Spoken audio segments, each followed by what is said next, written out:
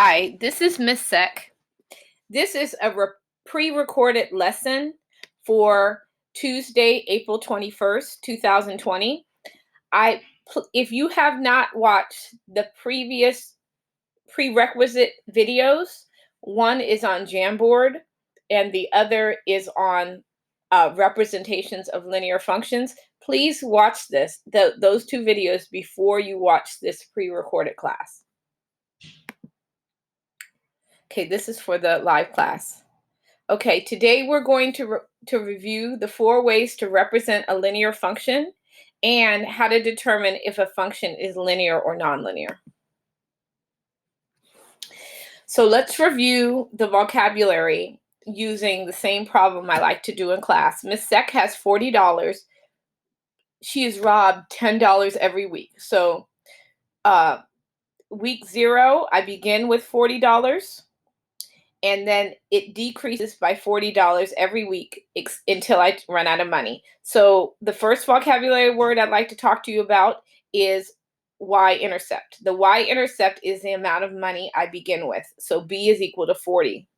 And then slope or rate of change is the second vocabulary word. The rate of change is how my money changes. So my money, I lose $10 per week. So M is equal to -10. So my B is 40 and my M is -10. So my function is Y equals -10x plus 40 using slope-intercept form.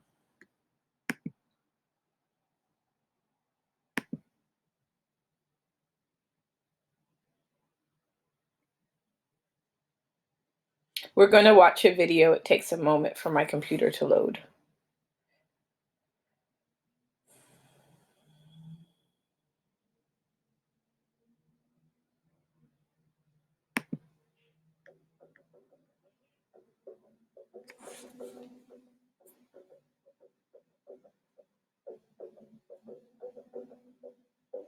Every input gets a single output. If it's a function, then that's the only outlook. And if you really want to see your math, you could put your function on a graph.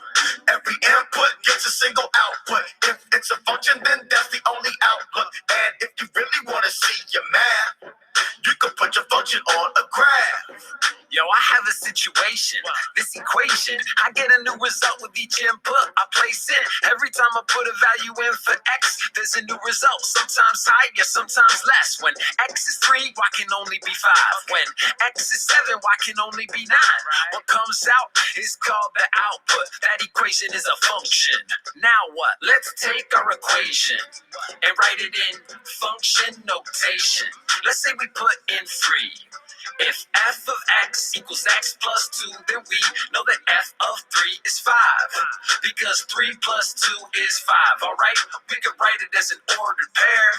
Does it remind you of something, how it's written there? It looks like points on a graph. Another way to show that we did the math. We could try a bunch of values for x and plug them into the function to see what we get. Then we graph the points and connect them. They'll make a straight line. It's perfection. That means that this is a linear function because it graphs a straight line when it's constructed. Every input gets a single output. If it's a function, then that's the only outlook. And if you really want to see your math, you could put your function on a graph. Okay, now we're going to review what is the definition of a steep line so that we can practice the math using So let's review the 4 types of slope. There's a positive slope that's going upward. A negative slope is going downward. A zero slope is a horizontal line. And a vertical slope is an undefined line. So if we were going to talk about steepness, the most steep type of line is an undefined slope, a vertical line. And the least steep type of line is a zero slope. So the examples of steepness are in between a horizontal line and a vertical line. So this is not very steep because it's close to a horizontal line. This is steeper, and this is really, really steep because it's close to an undefined slope. So let's use this mathematics to solve problems. So this week, I'm introducing a new product. Well, it might not be new to you, students. but it's new to me. It's called Jamboard. And I'm giving you the option to use Jamboard to do your vocabulary assignment this week.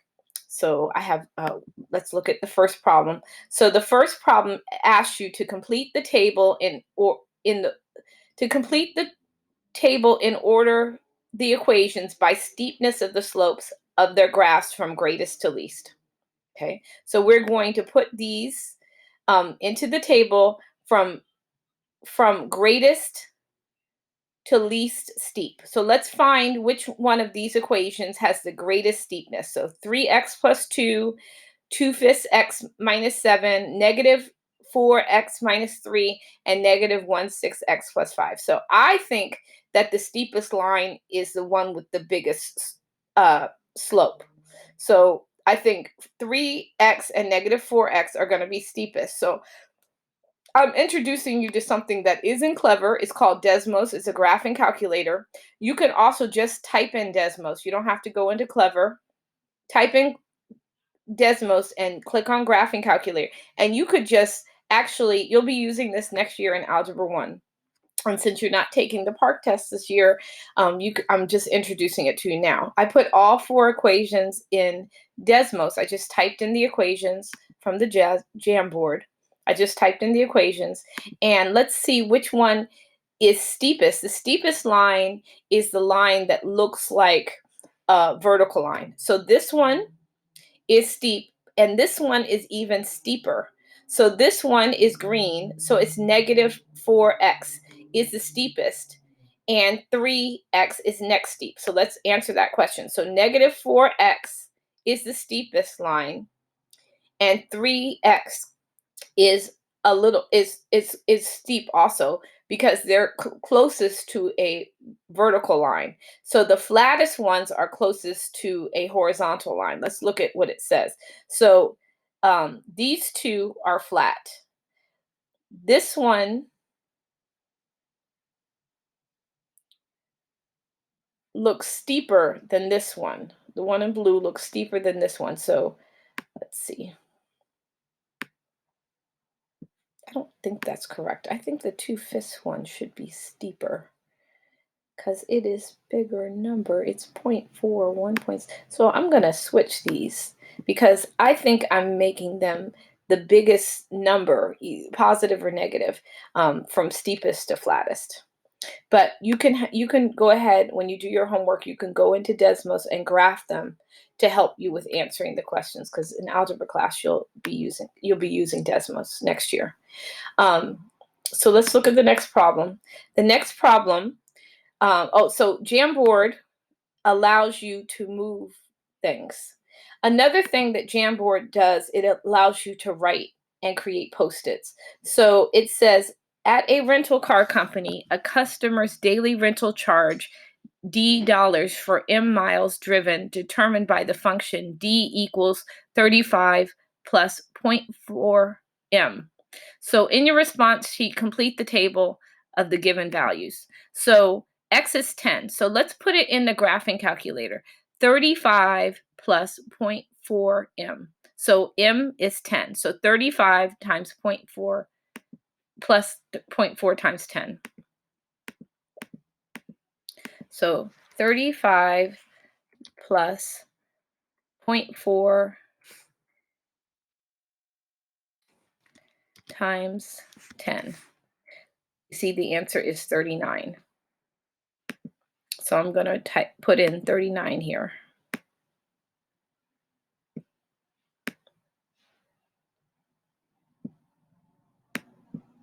Okay, the next one is 35 plus 0.4 times 30.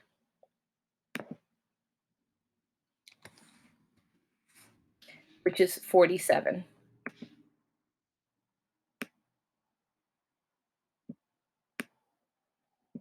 The next one is 35 plus 0.4 times 50. The answer is 55.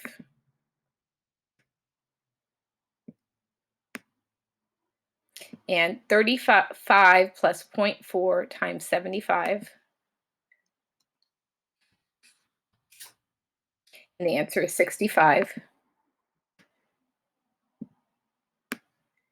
And I can answer this one without a calculator because 0.4 times 100 is 40.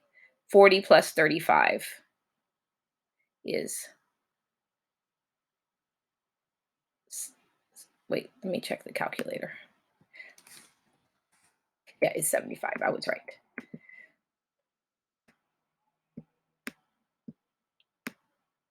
Okay. Now, select the correct meaning of the y-intercept of the function. So the y-intercept is going to be 35. It costs $35 to rent the car, even if you haven't driven any miles. So you have to pay $35 no matter how many miles. So the y-intercept is the amount the customer will pay before the charge for the miles driven is added. So this might be true. The y-intercept is the amount the customer will pay for miles driven. No, that's the slope. So I can cross that out. The y-intercept is the total amount of money that the customer will pay. No, that's D for dollars. The y-intercept is the corresponding y value when x is 10. No, it's the corresponding y value when x is 0. So the answer is A.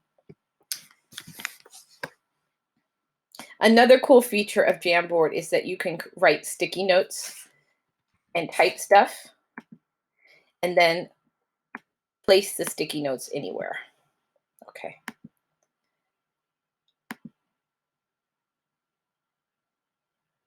I think this is a video. So I'm waiting for it to load.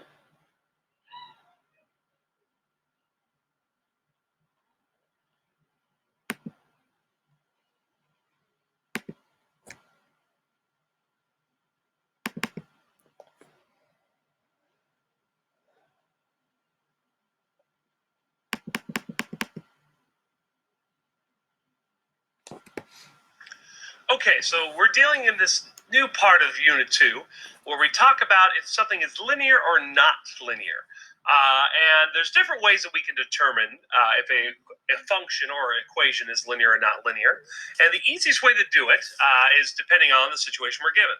So here on numbers 1 through 4, we're given a table. And remember, usually when we're given a table, we need to find the slope or the difference between the y's and the difference between the x's. So let's do this for number 1. If I find the difference between -1 and -4, I subtract 3. From 4 to 7, I subtract 3. All right, for the x's, from 1 to 2, I add 1. And from 2 to 3, I add 1. Notice how the change in the y's are the same and the change in the x's are the same. If they're a constant rate, or meaning they're the same all the way throughout the table, it is a linear equation. So they have to match in order for them to be linear. Now let's go to number 2 here. So from -1 to +1 is +2. From 1 to 27, it's +26. Whoa, that looks weird. Let's take a look at x. For the x, to go from -1 to 1, I add 2. From 1 to 3, I add 2. So the x's are constant, but look at the y's. They are totally different. I go from 2, then to 26. So if the rates are different or they're not constant, that means they're not linear. All right, so there's a good example of how we do linear and not linear. You look for the differences, and they have to be the same. The differences have to be the same in order for these to be linear or not linear. All right, we're going to say 5, 6, 7, and 8 for another lesson. So let's go ahead and take a look at another set of problems here. The bottom parts, numbers 9, 10, 11, 12, 13, 14, 15, and 16. All right, something else we learned about is when we look at just a regular equation like 9, 10, 11, 12, we look to see if we look at x. X is a big part. So at the variable x, we look to see if there is a exponent or a power. Now, if there is a power, that means it's not linear. So that means the graph will not be a line.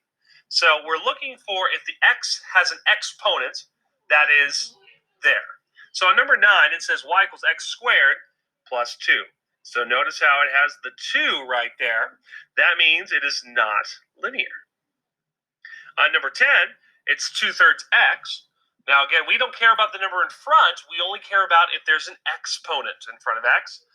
on top of x, and there's no exponent. So see, there's nothing here on top of x. So that means it is linear. This is a linear equation.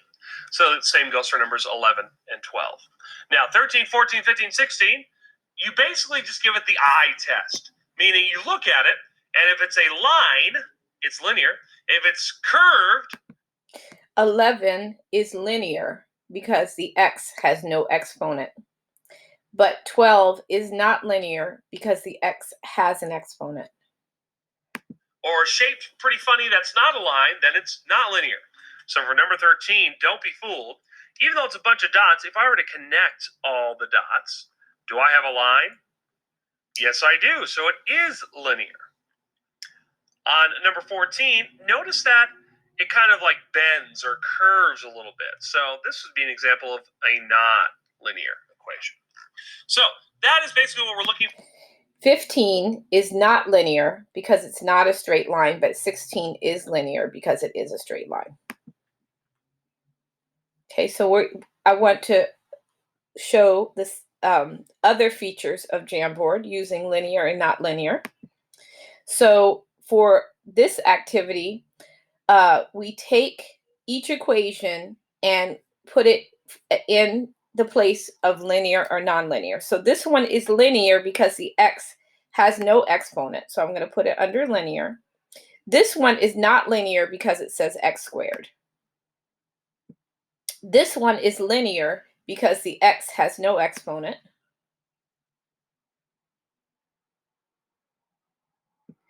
This one is nonlinear because it's x cubed.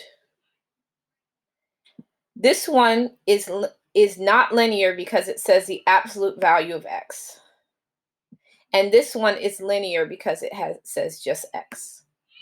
So we can use Jamboard to answer this kind of question. And another kind of question, we can use the markers. Now, notice we have, this is the eraser. These are the pens and markers and paintbrushes. This is the pointer finger. This is the sticky notes. And this allows you to upload an image from the internet. And I don't know what the laser does. Okay, so there are many types of pens that you can use. So this is the pen that I was using earlier. This is a marker, highlighter, and a paintbrush. So if I wanted to use the highlighter, let's use green. Okay, which functions are nonlinear? Which ones are non-linear? So it means they're not linear. Select all that apply. Well, this one is linear, so this one is not. This one does not count. This one is to the x power. So to the x power is nonlinear. So it's only linear if it has an x. X squared is nonlinear. And the x means it's linear, and the x means it's linear. So these two are the only two that are nonlinear.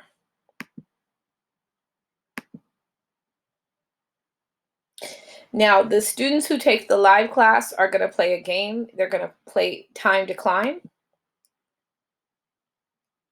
But we're not playing the game. We're just going to review the answers. So the two of the four questions are: function 2 is represented by this equation, y equals 5/2 x minus 2. Function 1 is shown on the coordinate. Which function has a greater rate of change? Well, let's look at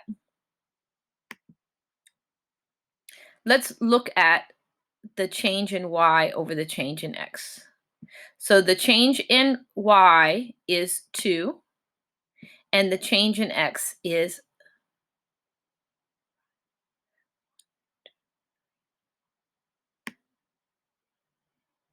so for its change in y is over change in x is 1/2.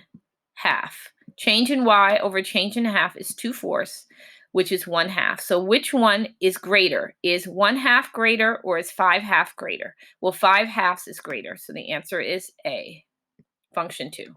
The table below represents a linear function. Which function has a greater rate of change than the linear function in the table? So the change in x here is +1, and the change in y here is +4. So if I continue on the table, it increases by 1 and increases by 4. So what is the slope of this? This is 4 over 1, which is 4. So which has a greater rate of change than 4? Well, 2 is not greater than 4. 3 is not greater than 4. I'm looking at the numbers in front of x. 5 is greater than 4, and 1 is in front of x, which is not greater than 4. So the answer is C. Oops, I have to use the select. Okay. Now, the live class can unmute themselves and ask some questions at this point. You have 2 days to complete 2 homework assignments, classwork assignments, a vocabulary and a math assignment. If you were taking the live class, you can now do the math assignment as quizzes. But since you're not doing the live class, you can do Big Ideas Math as your choice. There are 2 vocabulary assignments in Google Classroom. Now, if you don't want to do the choice board, you can do the line paper assignment. The line paper assignment has a vocabulary and a math assignment, and you do it on paper, take a picture of it, and email me. Also, you have the option of doing the project. The project counts as 2 assignments, the vocabulary and the math assignment.